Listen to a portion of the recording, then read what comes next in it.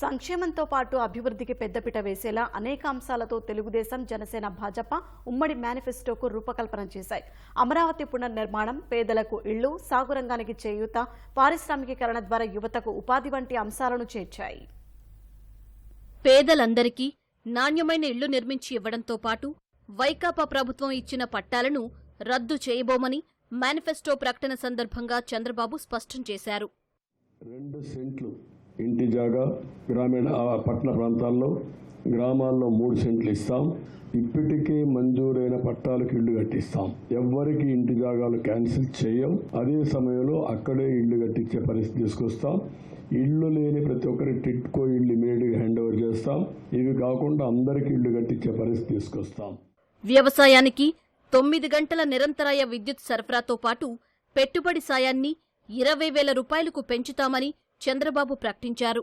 Food processing రంగాలపై ప్రత్యేక దృష్టి సారిస్తామని చంద్రబాబు వెల్లడించారు. వ్యవసాయం 9 అవర్స్ అన్ఇంటరప్టెడ్ కరెంట్ ఇస్తాం. సోలార్ పంప్ సెట్స్ అన్ని ఫ్రీగా పెట్టించి తద్వారా వాళ్ళు ఉత్పత్తి చేసుకున్న కరెంటు వాళ్ళు వాడుకుని మిగిలిన కరెంటు గ్రిడ్కి ఇచ్చే ఏర్పాటు చేస్తాం. ధరల స్థిరీకరణ ఇది ఏర్పాటు చేస్తాం.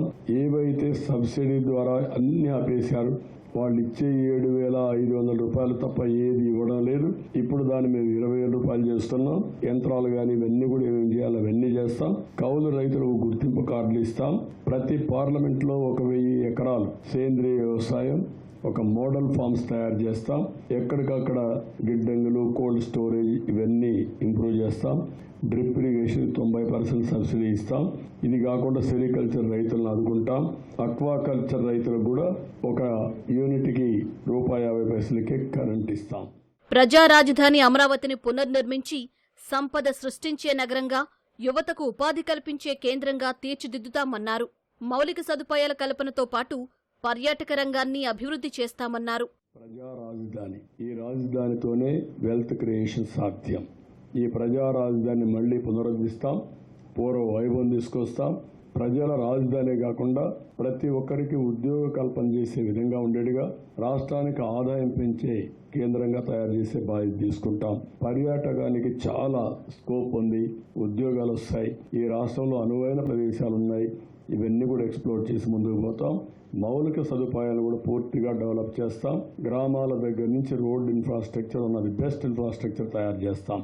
గ్రామాల నుంచి మండల హెడ్ క్వార్టర్ కానీ, మండలాల నుంచి జిల్లాలకు కానీ, జిల్లాల నుంచి మార్కెట్ ప్లేసెస్ కానీ, పోర్ట్స్ కానీ బెస్ట్ ఇన్ఫ్రాస్ట్రక్చర్, అది కూడా రోడ్ ఇన్ఫ్రాస్ట్రక్చర్ డెవలప్ చేస్తాం. దీనికి ఒక ప్రత్యేకమైన పాలసీ తీసుకొస్తాం.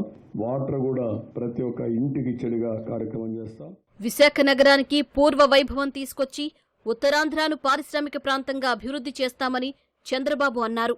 రాయలసీమను ఆటోమొబైల్ హబ్గా మారుస్తామని ప్రకటించారు. ఉత్తరాంధ్ర అభివృద్ధికి మేము కట్టుబడి ఉన్నాం. విశాఖపట్నం ఆర్థిక రాజధానిగా చేస్తాం. పెద్ద ఎత్తున ఇండస్ట్రీస్ తీసుకొస్తాం. అదే మాదిరిగా బావనపాడు, విశాఖపట్నం ఎయిర్పోర్ట్ ఇవన్నీ చేసి విశాఖపట్నానికి పూర్వ వైభవం తీసుకొస్తాం. లా అండ్ ఆర్డర్ కంట్రోల్ చేస్తాం. ఈ కబ్జాలు అరికడతాం. రాయలసీమని హార్టికల్చర్ హబ్గా చేస్తాం. ఇండస్ట్రీస్ తీసుకొస్తాం. చెన్నై, బెంగళూరు ఇండస్ట్రియల్ కారిడార్లో ఉండే ముఖ్యమైన నోడ్స్ అని డెవలప్ చేసి రాయలసీమని ఆటోమొబైల్ హబ్గా తయారు చేస్తాం. ఇప్పటికే మీరు చూసి కియా మోటార్స్ వచ్చింది, హీరో మోటార్స్ వచ్చింది, అపోలో టైర్స్ వచ్చింది, ఇలాంటి చాలా వచ్చాయి. ఆ ఎకో సిస్టమ్ కంటిన్యూ చేస్తాం.